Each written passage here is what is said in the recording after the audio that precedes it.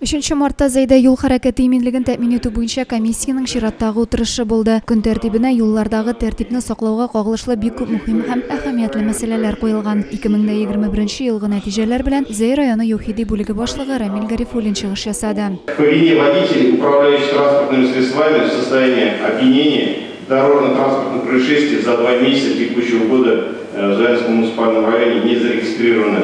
На данный период выявлено у нас 27 фактов управления транспортными средствами в состоянии алкогольного опьянения.